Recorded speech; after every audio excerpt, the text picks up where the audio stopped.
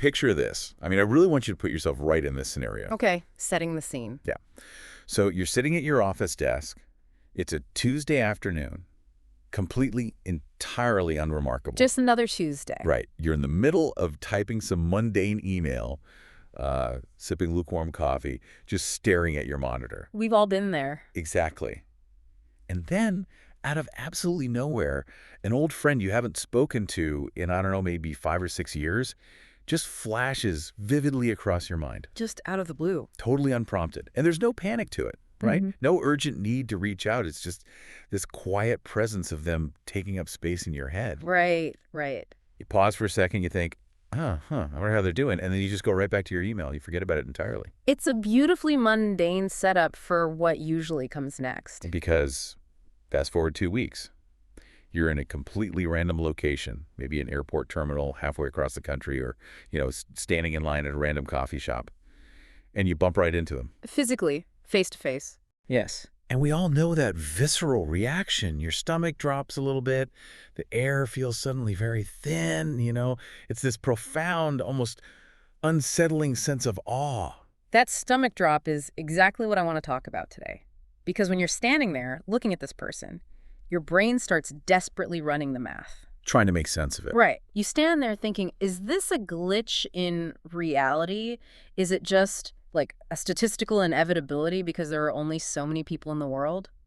Or is there something much deeper at work here? Which is the ultimate question. Because I can tell you from personal experience, I actually had this happen to me a few years ago with a college roommate in Tokyo. Of all places, it does not feel like a random roll of the dice. No, it never does. It feels incredibly specific. It feels like the universe was quietly moving puzzle pieces behind a curtain. Yeah, and that feeling of invisible architecture is something human beings have grappled with for millennia, honestly. And today, the mission of this deep dive is to look at exactly that sensation. But we're going to examine it through a very specific and, frankly, kind of mind-bending lens. Oh, it really is. I was blown away by the notes for this one. We have a massive stack of sources today rooted in ancient Vedic philosophy, specifically the Bhagavad Gita.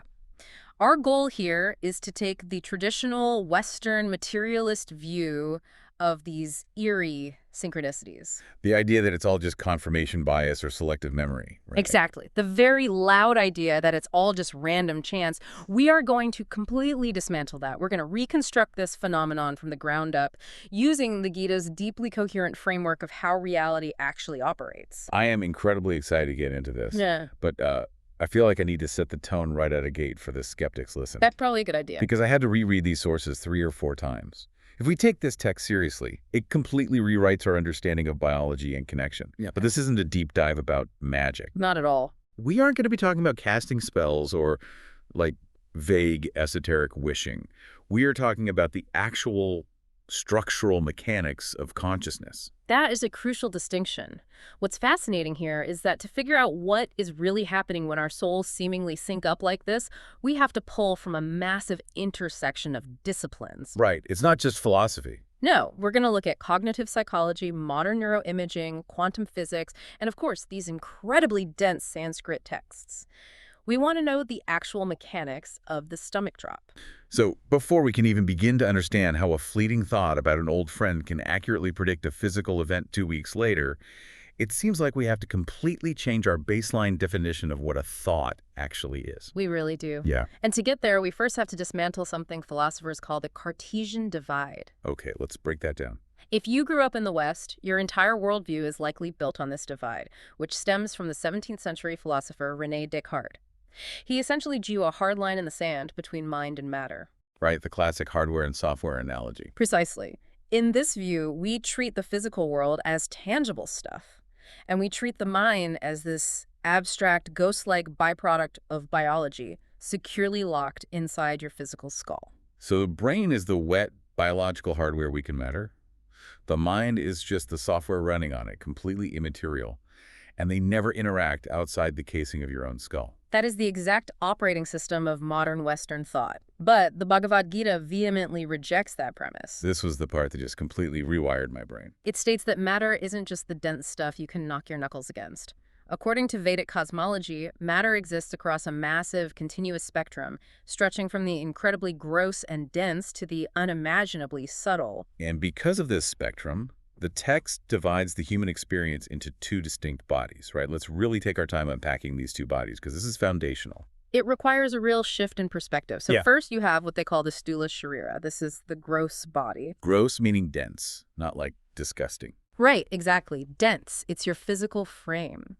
According to the text, it's composed of the 5 gross elements: earth, water, fire, air, and ether. So this is the domain of Western medicine. The Hey. bones, the blood, the lungs, the synapses firing, Oh. the stuff we can put under a microscope. Precisely. It is the vehicle of interaction for the physical world. But layered over that, interpenetrating it, and operating beyond its physical limits is the Sukshma Sharira. The subtle body. Yes, the subtle body. It's a non-physical vehicle that houses our subtle faculties.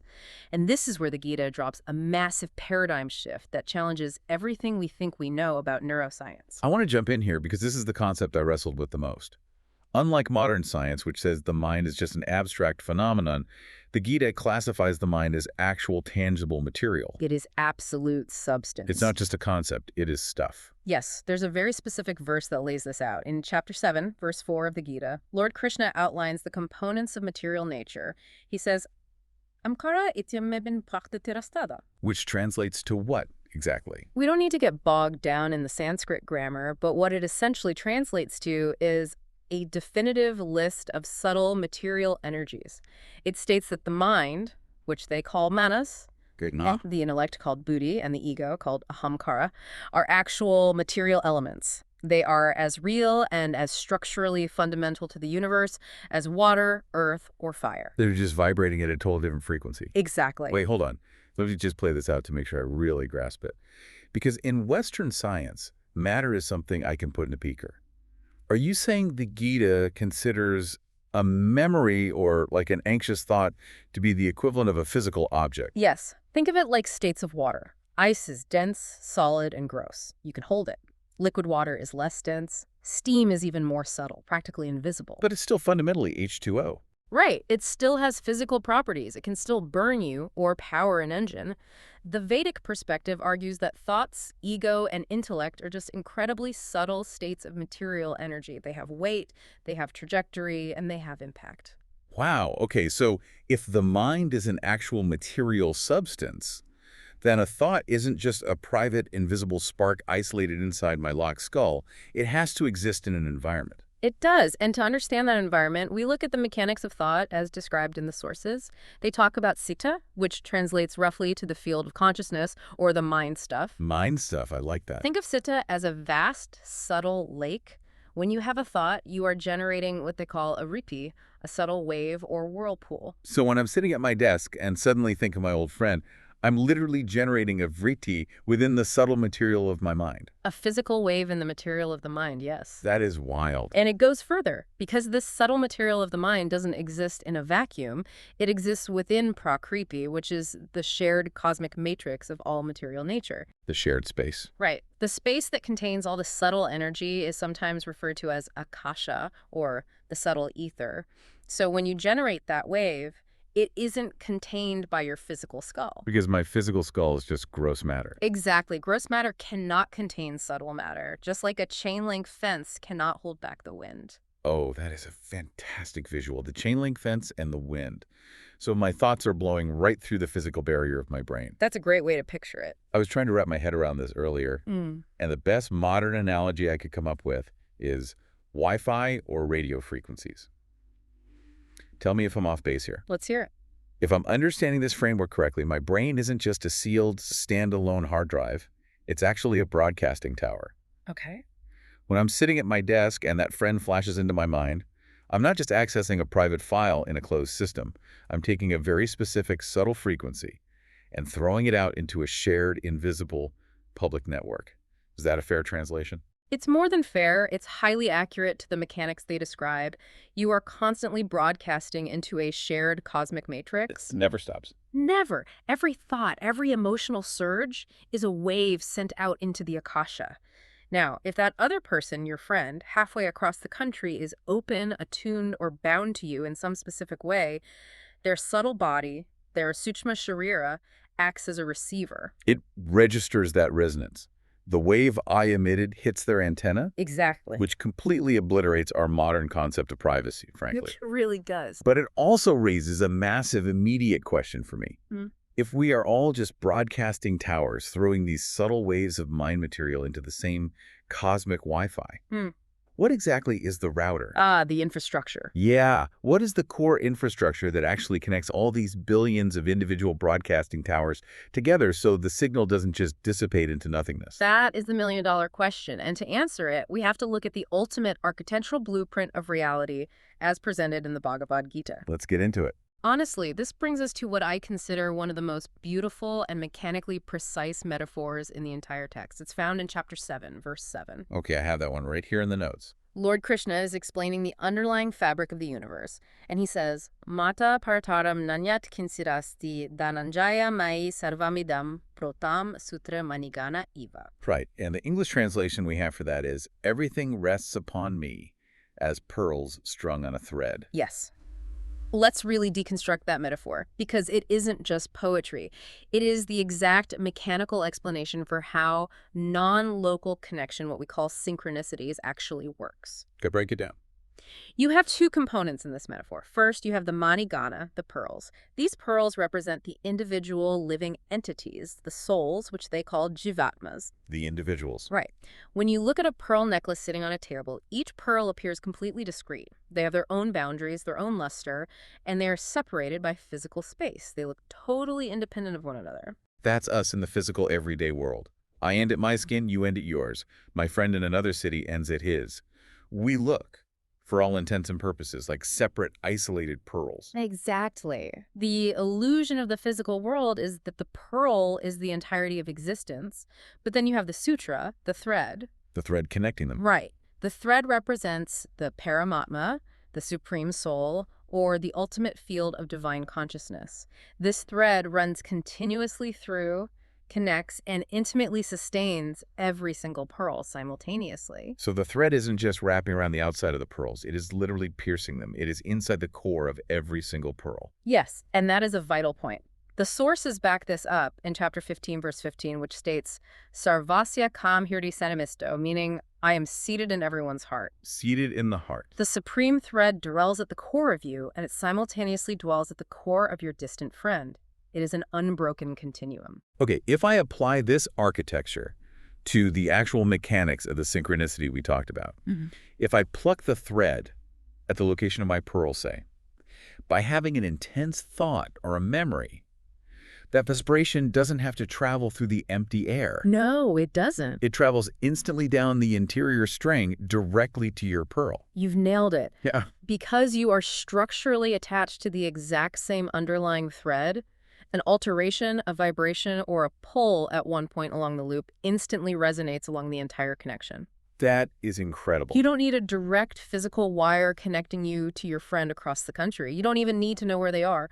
Your subtle wave travels through the central thread of the Paramatma, which ignores physical distance entirely. I see where this is going, and it's a stunning way to view the world. Oh. But I have to admit, this is where it gets really interesting, but also highly problematic for me from a logical standpoint. Oh. I need to push back on this architecture a little bit. Please do. Where is the friction for you? If we are all just pearls, and we are all pierced by this one single universal string, why are these meaningful coincidences so incredibly rare? Ah, I see what you're saying. Think about it. There are roughly 8 billion human pearls on this string right now, not to mention animals and other life forms. And each of those 8 billion pearls is generating thousands of thoughts, thousands of vriddhis every single day. That's a lot of vibrations. Right. If every thought is a wave on the shared string, why isn't my everyday baseline psychological state just a chaotic, deafening flood of telepathic noise? Why don't I constantly feel the grief of a stranger in a completely different country? It's a very fair question. Why did the string only vibrate consciously for me regarding that one specific friend from 5 years ago? That is the essential, vital question. If the network is universal, why is the experience of it so incredibly selective? And the answer the sources provide is that while the string connects everyone, it only vibrates consciously for us when there is a specific, pre-existing gravitational pull between two specific pearls. A gravitational pull. The underlying network is universal, yes, But the active connections are highly, highly curated. And the specific cosmic algorithm that curates those connections is called karma. Ah, the algorithm of connection. So we aren't just blindly pinging all 8 billion people at once. Far from it. Right. To understand why you thought of that specific friend, we need to introduce the concept of Vrinanubandha. This translates to karmic debts or deep energetic bonds that are created across past and present interactions. So it's like karmic magnetism. That's a great way to phrase it. The relationships we have in this life are not accidental. They aren't just the result of geographic proximity or shared hobbies. Right, it's deeper than that. When two individuals interact deeply, they share and exchange significant karmic energy. If that energy is unresolved, whether it's a debt of love, of anger, of mutual support, their subtle bodies remain profoundly entangled. Space doesn't sever it. It simply does not matter if they are physically on opposite sides of the planet for 5 years. The Vrinanubandha acts like a tightened, highly resonant segment of the thread between those two specific pearls. So even if I haven't seen them, even if I haven't consciously thought about them in half a decade, that karmic bond hasn't decayed. It's still there, pulling our subtle bodies toward each other. Yes. And beneath that active bond, you have what are called samskaras. These are underlying karmic impulses or deep impressions stored in the citta, the memory bank of the subtle body. Think of them as latent seeds waiting for the right season to sprout. Okay, let's take this algorithm back to my desk. I'm typing my boring Tuesday email. The thought of my friend pops into my head.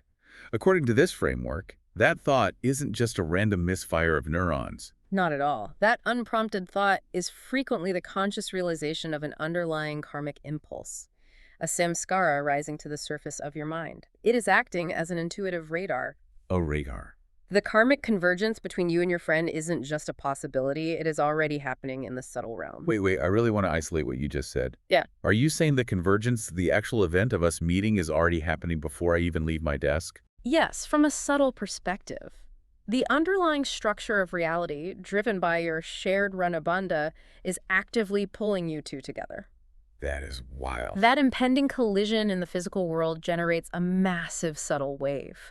That wave travels along the tightened thread of your karmic bond and hits your conscious mind days or even weeks before your dense, slow physical bodies actually manage to catch up to each other in that random airport terminal. This brings up a massive tension that I feel like everyone is debating right now, especially with the explosion of manifestation culture online. Oh, absolutely. If this convergence is already happening, who is responsible for it? Did my sudden thought of them at my desk pull them into my physical environment? Like, did I manifest them by thinking about them? Right, the caller versus receiver debate. Exactly. Or did their physical movement toward my city send a wave that hit my mind first? Who is the caller in this scenario, and who is the receiver? You're hitting on a tension that Eastern philosophers and modern metaphysicians have debated for centuries. The Gita's framework suggests a very nuanced answer. It implies that this connection is not necessarily a directional, linear, cause and effect relationship in the way our Western brains want it to be. We always want an origin point, right, a starting line. Exactly. We want A to cause B. But karma operates as a non-directional entanglement. Non-directional, meaning neither of us really started the sequence of events in that physical moment. Exactly. You didn't manifest your friend by sheer force of psychological will while sitting at your desk, and they didn't actively project their arrival into your head while they were booking their flight. So what did happen? Rather, the broader, infinitely complex machinery of karma had already determined that your paths were going to cross to resolve or continue your Vrinanubandha. That impending, inevitable event created a massive ripple in the shared field of Prakriti. Okay, You, sitting quietly at your desk, simply happened to have a subtle body that was attuned and quiet enough in that exact millisecond to register the incoming wave. You didn't create the ping, you just felt the radar sweep over you. Wow. That completely reframes the whole idea of intuition. It makes so much sense, but frankly, it introduces another glaring logistical problem. What's that? If this karmic radar is always running, always pinging us with these incoming collisions and significant events, why am I so bad at it? That's a great question. There must be a reason we miss the signal entirely, 99% of the time, or severely misinterpret it. Because I definitely do not successfully predict every important person I'm going to run into. Most of the time, I'm completely blindsided by life. And that brings us perfectly to the concept of the mind's signal-to-noise ratio. Why do we hear the thread sometimes, and why are we deaf to it mostly? The Bhagavad Gita explains this filter through a vital concept called the three gunas. The gunas. I've seen this translated as the fundamental qualities of material nature. Yes. Everything in the material world, including your subtle mind, is influenced by these three qualities. Your ability to register karmic synchronicities accurately depends entirely on which guna is currently dominating your mental ecosystem. Okay, let's go through them. Let's start with the first one, sattva. This is the quality of purity, harmony, lucidity, and light. I imagine this is the gold standard, the ideal state. It is a state of maximum receptivity. When sattva predominates, the vast lake of your mind, your citta, is perfectly clear and completely still. There is no wind. Just a glass surface. So, when a subtle cosmic vibration, like the impending arrival of your friend, skims across the surface of that lake, you feel the ripple perfectly. The signal is distinct and undistorted. In a highly sattvic state, that sudden thought is pure intuition. It's a direct, unfiltered reading of reality. Okay, I love the idea of my mind being a perfectly still, crystalline lake. But let's be real. My mind is almost never a still lake. Few of ours are. At any given moment, I've got like 4 completely unrelated tabs open in my brain, a random pop song from 2012 stuck on a loop, and I'm low-key stressed about 3 different deadlines. My lake is basically a wave pool. And that perfectly describes the second guna, rajas. This is the quality of passion, agitation, craving, velocity, and intense, restless activity. That sounds exhausting. It is. Under the influence of rajas, the lake of your mind is incredibly turbulent. It is flooded with personal desires, anxieties, and ambitions. So, if a subtle, delicate signal from the cosmic thread comes in, it immediately gets lost in the choppy, violent water. The signal-to-noise ratio is completely off. The noise is drowning out the signal. Very much so. And what's dangerous about rajas is that it mimics intuition but distorts it. How so? In a rajasic state, a sudden thought of someone is very rarely a genuine cosmic signal. It is almost always a projection. It's an attachment. It's your own mind aggressively generating waves, wishing for an outcome, and then convincing itself that it's receiving a profound message from the universe. Oh, wow. So if sattva is clarity and rajas is noisy agitation, what happens when the system is just completely bogged down? Because you mentioned 3 gunas. The third is tamas. This is the quality of inertia, darkness, heaviness, and ignorance. If sattva is a still lake and rajas is a stormy sea, think of tamas as the lake being completely frozen solid or drained and replaced with thick mud. Oof, mud. The subtle faculties are entirely dulled. The radar is basically unplugged from the wall.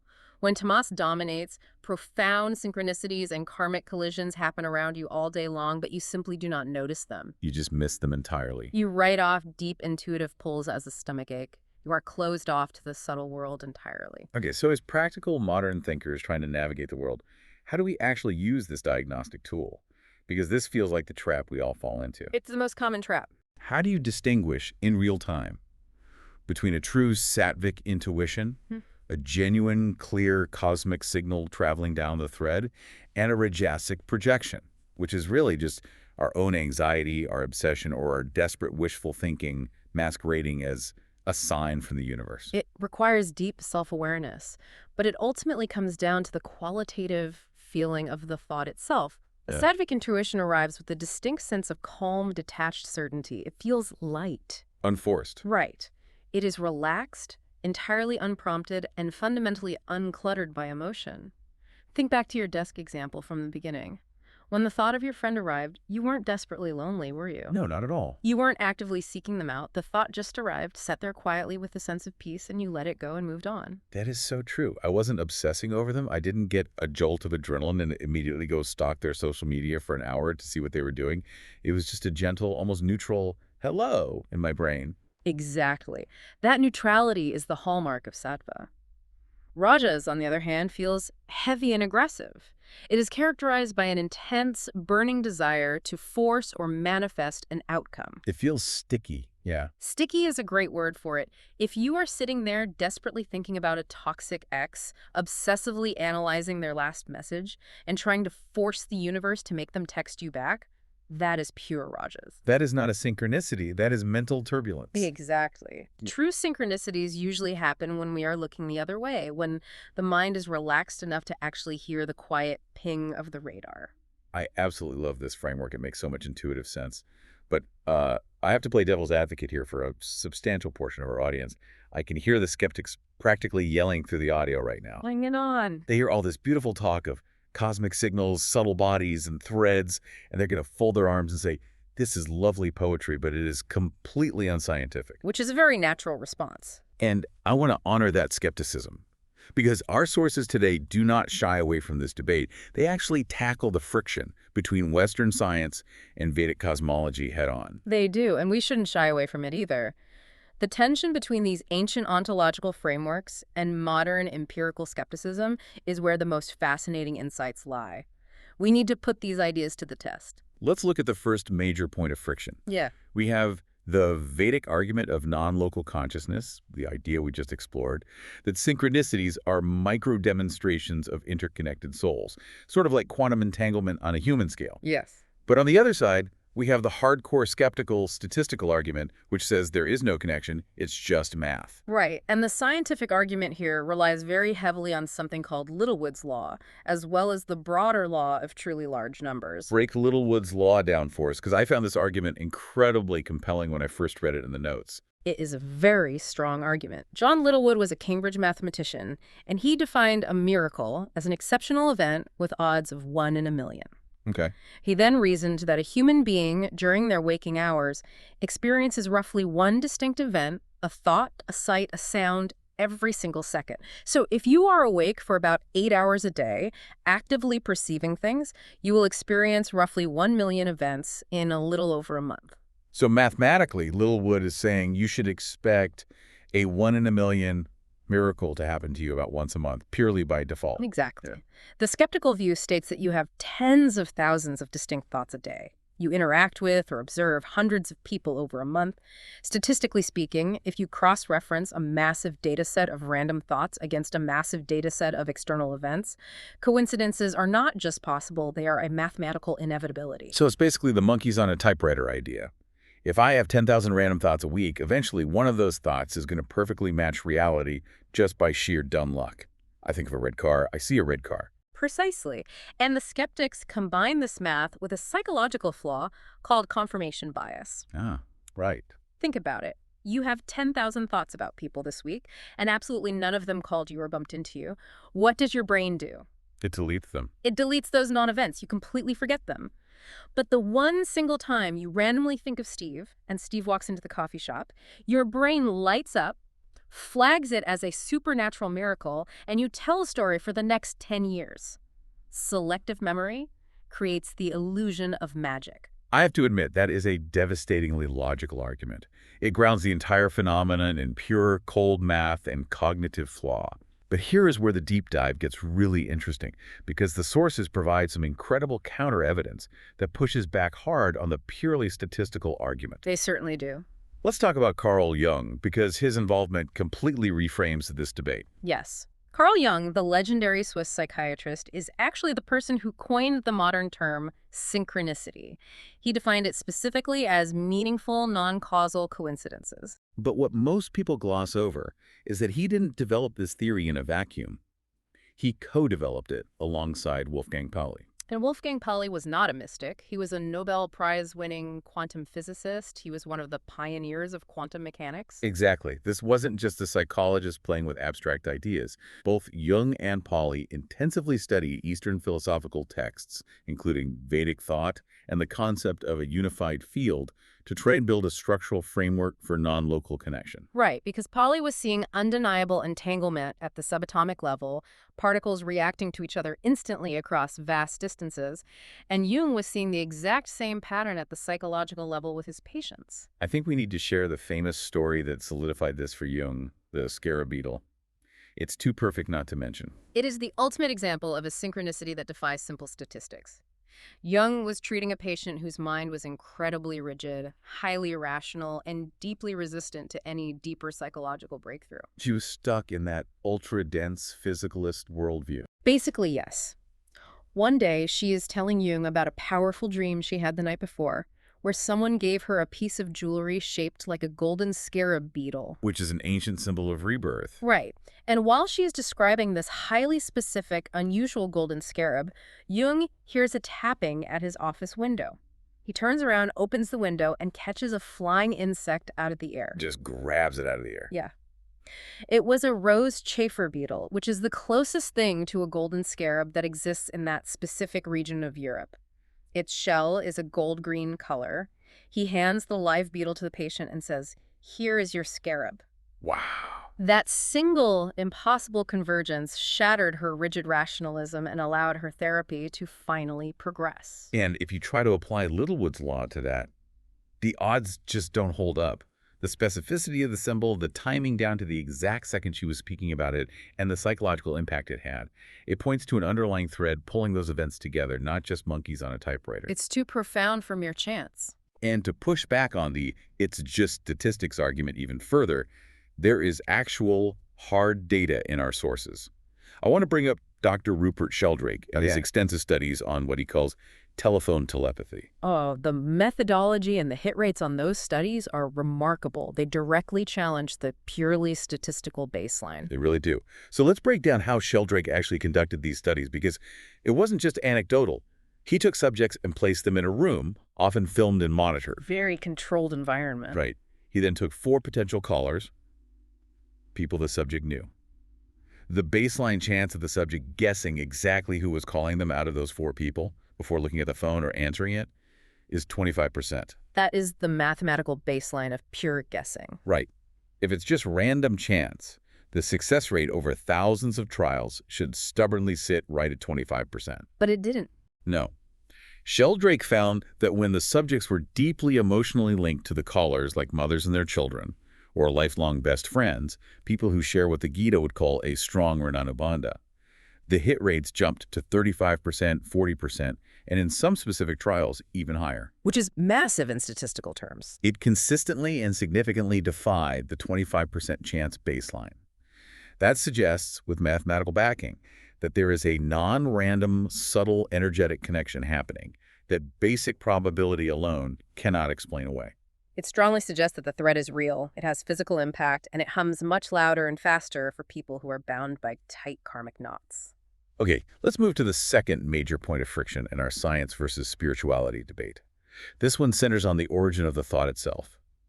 We are looking at true intuition versus something called the frequency illusion, which is also commonly known as the Bader-Meinhof phenomenon. The Vedic argument here, as we established, is that a sattvic intuition carries a distinct qualitative weight.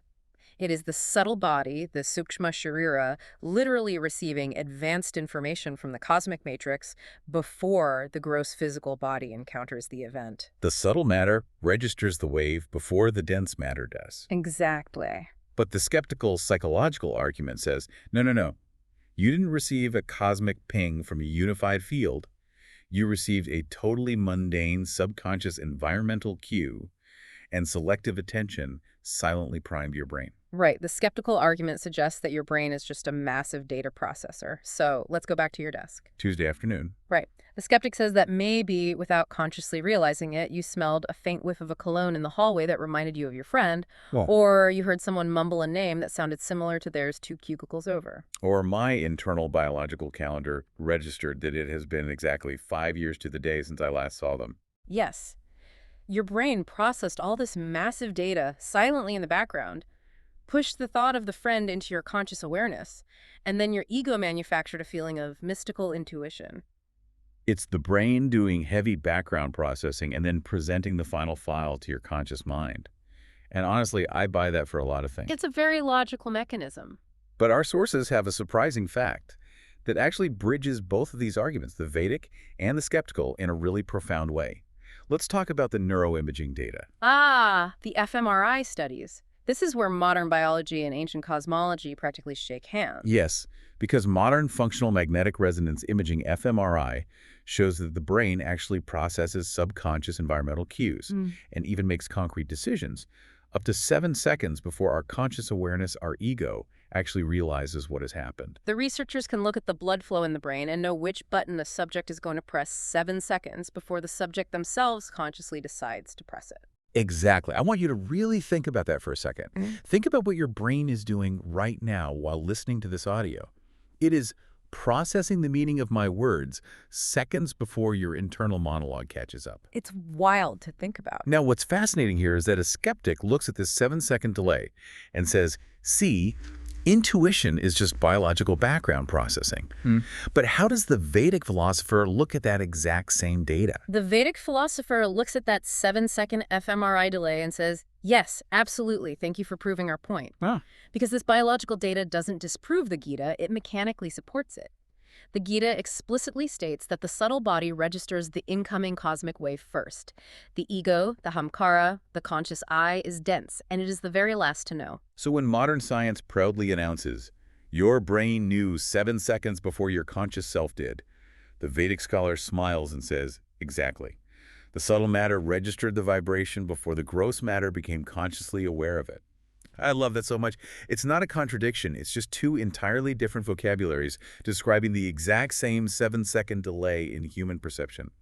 One calls it background processing. The other calls it the subtle body receiving a vritti. It's a beautiful synthesis. Okay, let's tackle the third and final debate. And this one is crucial because it deals with mental health. Unseen telepathy versus projection and paranoia.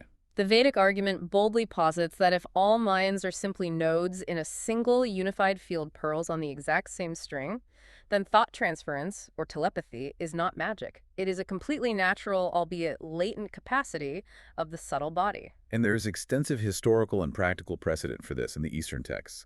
I was reading through Patanjali's Yoga Sutras, which is the foundational text of yoga philosophy, and in Chapter 3, Sutra 19, it explicitly states, Pratyasya parashita jnanam. Which refers to knowing another's mind. Right. It outlines that by practicing deep, unbroken, intensely focused concentration on the subtle signs and features of another person, a trained yogi gains direct knowledge of that person's mind. They treated non-local mental reception not as supernatural fiction, but as a systematic, replicable science that requires rigorous training. But, and this is a massive, heavily underscored but, there is a profound psychological risk here.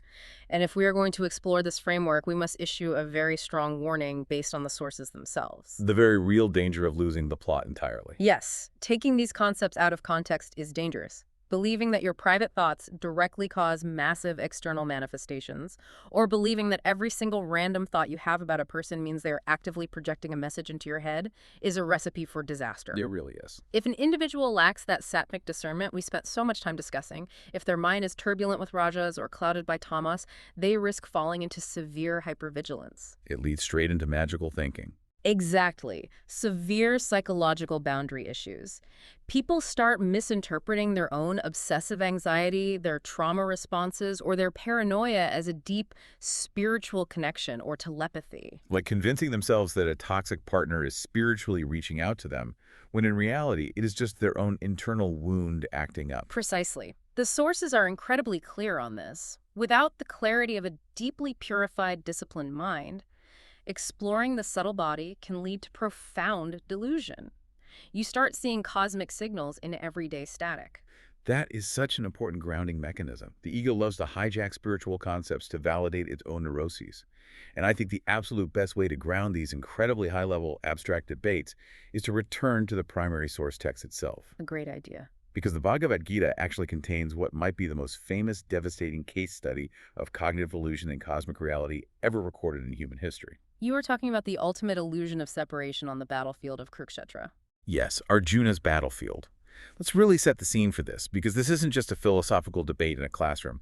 It is the emotional and narrative core of the entire text. Right. It takes place in a moment of ultimate human crisis. The context is everything here. Arjuna is arguably the greatest warrior of his age. He is standing in his chariot, parked dead center in the middle of a massive, dusty battlefield called Kurukshetra. Right before the fighting starts. Right. On either side of him are two colossal armies, horns are blowing, and a catastrophic, world-ending war is about to begin. But as Arjuna looks around, he is entirely paralyzed by grief. His legendary bow literally slips from his trembling hand. He collapses in the chariot. Why does he collapse? Because he looks across the battle lines and he doesn't just see a faceless enemy. He sees his uncles, his cousins, his childhood friends, and his revered teachers. He sees them as entirely separate, distinct, fragile, physical entities. He's seeing the physical bodies. Right. And he believes he is trapped. He must either kill his own blood and bear the eternal sin, or lay down his weapons, be slaughtered by them, and lose his kingdom. He is totally trapped in the materialist paradigm. He is looking at the world purely through the lens of the Sthula Sharira, the dense physical body, and Ahamkara, the isolated ego. He sees discrete, disconnected physical bodies that are about to be permanently destroyed. Exactly. Arjuna is caught in the ultimate paralyzing illusion of separation. He thinks the pearls are entirely unattached, and this is the moment where Lord Krishna, who is acting as his humble charioteer, steps in. And he doesn't just give him a pep talk, does he? No, Krishna doesn't just give him a motivational speech to get him to fight. He hits pause on reality and gives Arjuna a complete systemic re-education in cosmic optics. He literally changes the way Arjuna's eyes process reality. Yes. Krishna explains that the vast distances between the soldiers, the separation of their bodies, and even the concept of death itself are all profound illusions generated by the gunas and the limited mechanics of the gross material world. He explains the architecture we've been discussing today. The threads in the pearl. Right. And this entire discourse culminates in an incredible, shattering philosophical revelation in chapter 13, verse 16. Krishna describes the supreme reality, the underlying truth of all existence, by saying, Avipakham kabhutesu vibhaktam iva kastitam. I have that translation start here in my notes. Undivided among all beings, yet existing as if divided. This is the crux of the entire deep dive. The ultimate reality is undivided. The cosmic thread is one singular continuum, but it exists as if divided into separate, moving pearls. As if divided. Arjuna's massive psychological breakthrough is the realization that he is not actually disconnected from a single person on that chaotic battlefield. The walls between me and you, between ally and enemy, are a necessary biological illusion for playing out the drama of life. But fundamentally, they are porous.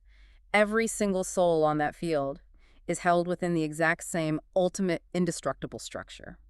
Okay, if we take this ancient epic revelation from a blood-soaked battlefield, and we get all the way back down to our modern, incredibly mundane lives, let's go back to that moment when my long-lost friend randomly reappears at the coffee shop. Okay, bridging the gap. If we view it through Arjuna's lens, that moment isn't just a cool, statistically improbable coincidence that I use as a fun anecdote at dinner parties. What is it then, in your view? It's actually a gentle micro-awakening. It's a tiny, modern echo of Arjuna's revelation on the chariot.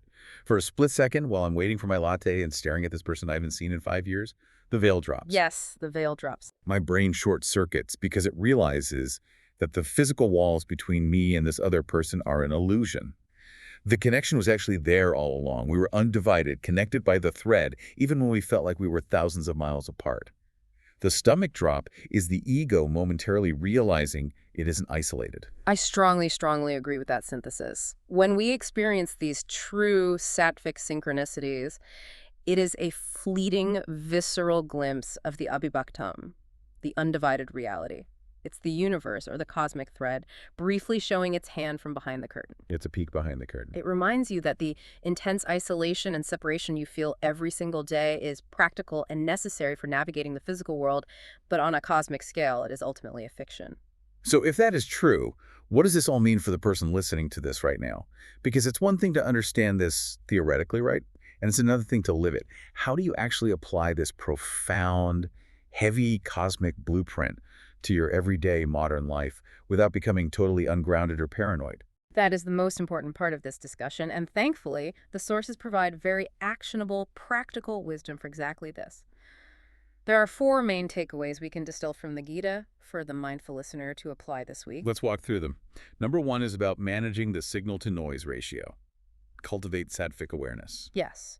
If you actually want to sharpen your intuition, if you want to clear the mental static so you can tune into real synchronicities and not just your own anxieties, you have to actively manage your gunas. Which means? You must consciously reduce the sensory overload of rajas. In the modern world, that means putting down the phone, stopping the relentless doom scrolling, and stepping away from the aggressive craving for more stimulation. And concurrently, you must combat the heavy, depressing mental sluggishness of tamas. How do you do that practically, though? Everyone says be more calm, but how do you actually alter the material of your mind? Through disciplined daily practices, it isn't passive. Meditation, breath work, clean, conscious eating that doesn't weigh the body down, spending time in quiet, unplugged reflection. Actual physical actions. Right. The Gita argues that these practices aren't just relaxing, they literally, mechanically increase the sattvic clarity in your mind stuff, your citta. They smooth out the turbulent waves of the lake so you can actually see the subtle ripples when they arrive.